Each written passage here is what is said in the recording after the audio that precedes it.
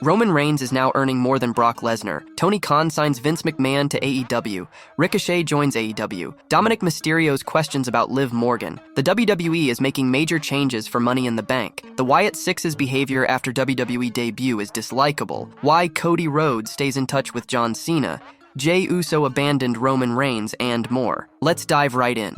Tony Khan signs Vince McMahon to AEW. A former WWE star took the Shane McMahon to AEW rumors to the next level by bringing up the idea of Tony Khan signing Vince McMahon. Shane has shockingly been linked to AEW recently, with Khan even saying publicly that he's open to dealing with him. Shane reportedly got in contact with several AEW talents recently to gauge the possibility of joining the promotion. Mercedes Moné then teased it further when she bumped into Shane O'Mac at a New York airport. Former WWE Hardcore champion Stevie Richards is in favor of AEW signing Shane to a contract. Richards then suggested on the Stevie Richards show to bring in Vince McMahon, despite all the legal trouble he's dealing with at the moment amid a federal investigation. I would go as far as to say try to get Vince. That would be nuts. You talking about a guy who has a chip on his shoulder right now. Don't think because he's 77, 78 years old, and he walks with a cane and he has a villain mustache that this dude doesn't miss the fight. He's fighting now for a lot of different things in court and legal stuff, but he still has it in him to want to. Just think about that. I mean, and that's really, Shane's an outlier at a percentage of probably, I would say, between 10 and 30%. Vince between 1 to 8%, but it's still kind of a cool fantasy booking, Richards said. On the latest episode of Sportskeeda's Writing with Russo, former WWE creative head writer Vince Russo suggested that Vince McMahon might be working with Shane McMahon to purchase AEW. Shane would be the face of the business since Vince could cause some PR problems due to his legal problems. Purchasing AEW could be under the guise of Shane, that's what I'm saying. Shane is as clean as a whistle. Vince could be behind it without anybody knowing it, bro, Russo said. Vince and Shane are no longer affiliated with the WWE, considering that the company is now owned by Endeavor under the TKO Group. Despite being removed from WWE, Vince still has an estimated net worth of $2.9 billion, and Shane has a reported net worth of $200 million. Ricochet joins AEW. Ricochet, a mainstay on WWE television for years, recently parted ways with the company, and it now appears he is expected to join AEW sooner rather than later. As previously reported, Ricochet's WWE contract was nearing its end in the summer of 2024. On July 1st, Ricochet officially became free agent as his WWE contract expired. According to Fightful Select, Ricochet is likely heading to AEW, with talks reportedly well underway. The report noted significant movement, indicating Ricochet's imminent arrival in AEW, and he is expected to join the company soon. Ricochet's agent was recently seen backstage at AEW and has been actively involved in negotiations between Ricochet and AEW. It's worth noting that Ricochet's agent also represents several talents across both WWE and AEW. Ricochet is expected in the company soon, and there was some interesting movement on that. Ricochet's agent was backstage at AEW this week, and we're told had been leading the subsequent talks between the two sides. Ricochet's agent also represents a number of other talent across WWE and AEW. Will Ospreay has also addressed Ricochet potentially joining AEW, expressing his excitement and anticipation. Fans are eagerly awaiting Ricochet's debut in Tony Khan's company. How well do you think Ricochet will fare in AEW? Dominic Mysterio's questions about Liv Morgan. Dominic Mysterio has responded to WWE's question on Instagram. The promotion asked the Judgment Day member if he was watching Liv Morgan. On WWE Raw, Liv Morgan seemed excited to show Dirty Dom her pro wrestling skills. She told Dominic to watch her as she was beating up Zelina Vega. WWE's official Instagram handle later shared the clip. WWE tagged Dominik Mysterio in the post's caption and asked if he was watching Liv. Liv has been trying to steal Dirty Dom away from her arch rival Rhea Ripley for quite some time now, and she seems to be succeeding. WWE interviewer Kathy Kelly recently asked Rey Mysterio about the situation, and he had the following to say in response.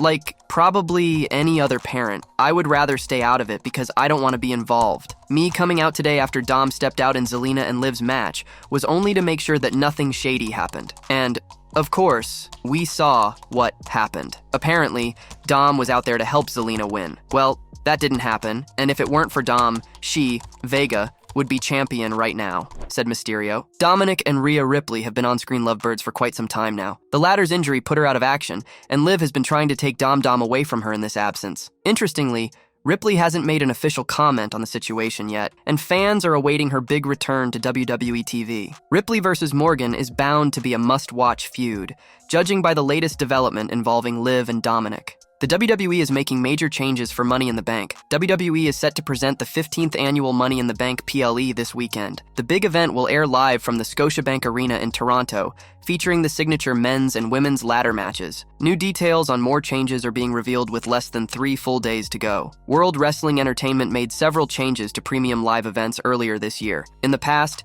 kickoff pre-shows aired the day of the show, usually for 1 hour. With WrestleMania XL, WWE aired a 1-hour kickoff the day before, then began airing 2-hour countdown shows as the day of preview. The company has since gone back and forth with this concept. WWE currently has a 2-hour Money in the Bank kickoff event scheduled for 5 p.m. ET on Friday. The media event is free to fans and will feature several superstars. Fans can attend the kickoff at Scotiabank Arena's Gate 5 entrance, with plenty of time to make it inside for SmackDown that night. The countdown to Money in the Bank is scheduled to air on Peacock at 5 p.m. ET on Saturday. The 2-hour pre-show will serve as the lead-in to the main card, which begins at 7 p.m. ET on Peacock. This is an earlier start time for WWE PLE shows in North America. The only other 2024 events to air domestically this year were the Royal Rumble and WrestleMania XL. Both of those shows had pre-show start times of 7 p.m.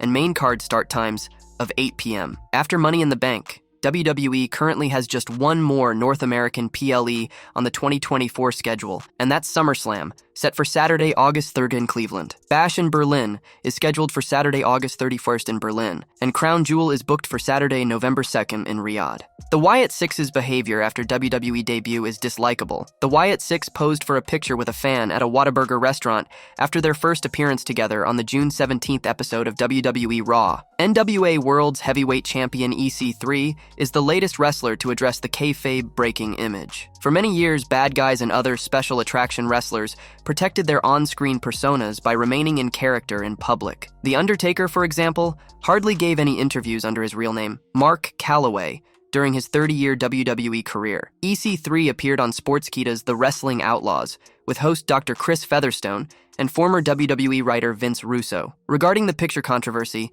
he said the Wyatt Sicks should not have agreed to pose with the fan. "I don't like it," EC3 stated. "I would fully invest in the character, and if I'm coming off a big thing like that and I'm catching a picture with a fan service is important. We don't have jobs if we don't have the fans. I get that. But I would do something within the picture to make it seem as though the character has some integrity, even at Whataburger at 12 in the morning." In past WWE generations, wrestlers occasionally had their storylines abruptly changed or canceled if something outside the ring affected their on-screen gimmicks. EC3 thinks WWE management probably wanted the Wyatt Sicks to protect their characters in public as much as possible. However, he also recognizes that times have changed in the wrestling industry. It's up to us to protect it, and I'm sure people within the office are like, sigh, kind of frown. But where are we? EC3 continued. It's 2024, people are in the know. I mean, personally, as a personal token of pride, I would keep it alive as much as possible. Within context, too. I think there's a great way to blur the lines between the reality and the fictional reality we portray.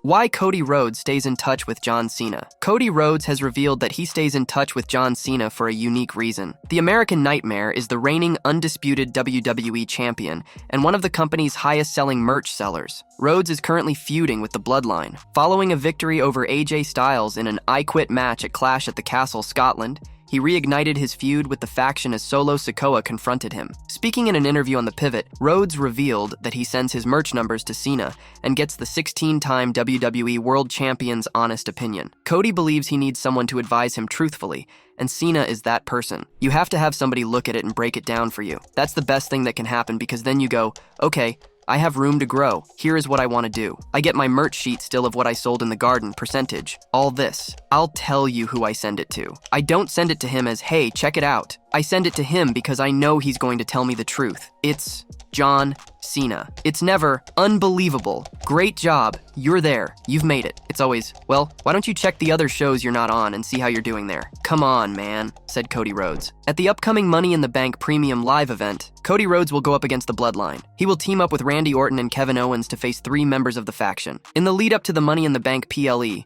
Zilla Fatu debuted as the newest member of the Bloodline. A few weeks ago on SmackDown, he saved Solo Sikoa from an attack and put Rhodes through the announce table. Meanwhile, Solo Sikoa has also expressed interest in challenging Rhodes for the undisputed WWE Championship.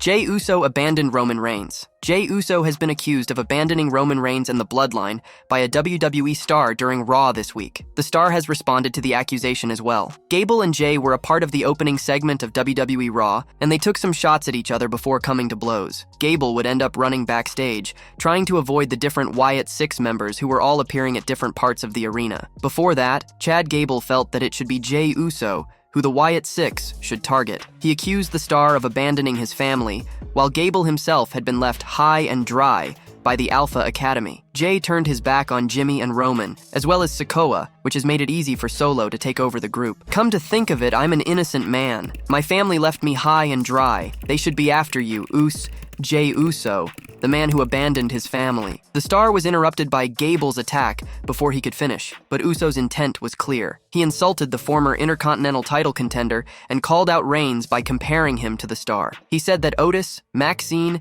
and Akira Tozawa getting out from under Gable was similar to how he had escaped the Bloodline and Roman Reigns. You want to talk about family? The only thing your family did is what I did. To get out from under a manipulative scumbag like When Roman Reigns stepped away from the ring after WrestleMania, things changed for the Bloodline. Jimmy Uso was left alone with Solo Sikoa, as Jey had left the family earlier. This made it very easy for Sikoa to bring in Tama Tonga and eliminate Jimmy from the group. Things went even further, as he was able to bring in Tonga Loa, and in the latest edition, Jacob Fatu. The team now looks nothing like it did before, with even the Wiseman Paul Heyman destroyed by the faction. Had Jey Uso been present in the group, the takeover would not have been quite so easy. Zilla Fatu sends a message to Roman Reigns. Former undisputed WWE champion Roman Reigns is currently absent from WWE programming. Fellow real-life Bloodline and Anoa'i family member, Zilla Fatu, recently sent a message aimed at the tribal chief. Reigns has been absent from WWE since losing the undisputed WWE Championship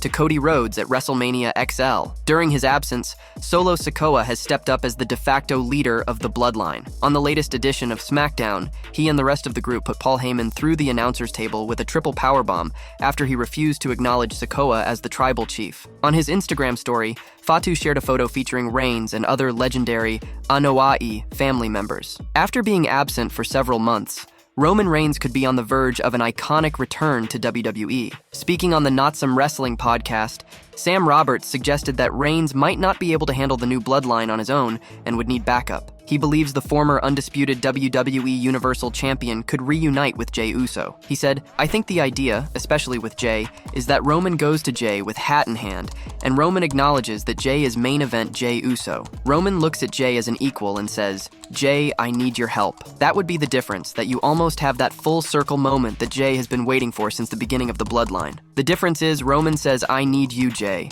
and Jey is no longer in a position where he's proving himself to Roman. Roman Reigns is still an official member of the Bloodline. At the upcoming Money in the Bank premium live event, the faction will compete in a 6-man tag team match against the team of Cody Rhodes, Randy Orton, and Kevin Owens. Roman Reigns is now earning more than Brock Lesnar. Roman Reigns has been absent from WWE television after his defeat at the hands of Cody Rhodes at WrestleMania 40. While he still isn't back on WWE television, it appears a pro wrestling veteran claimed Reigns will receive a substantial pay raise that will make his salary surpass even Brock Lesnar. In case you didn't know, Brock Lesnar is reportedly the highest paid WWE superstar, with an annual salary of $12 million. Meanwhile, Roman Reigns is also among the top earners, with a reported annual income of $5 million. While speaking on the Straight Talk with the Boss podcast, wrestling veteran Magnum TA claimed that he had heard Roman Reigns would receive a significant salary boost upon his return from hiatus. The 65-year-old claimed that the former undisputed WWE Universal Champion would become the highest-paid wrestler in the company's history, surpassing even Brock Lesnar's salary. I heard Roman is going to have the highest salary of any employee in history when he comes back, that his deal was going to be bigger than Brock's, and Brock's was $12 million. We have also reported Brock Lesnar's WWE return status during his hiatus, as it still might be a while before he returns to WWE television. Regardless, we'll have to wait and see whether there is any truth to Reigns' receiving a salary bump upon his WWE return. What do you think of this claim concerning Roman Reigns and Brock Lesnar? Let us know in the comments section below.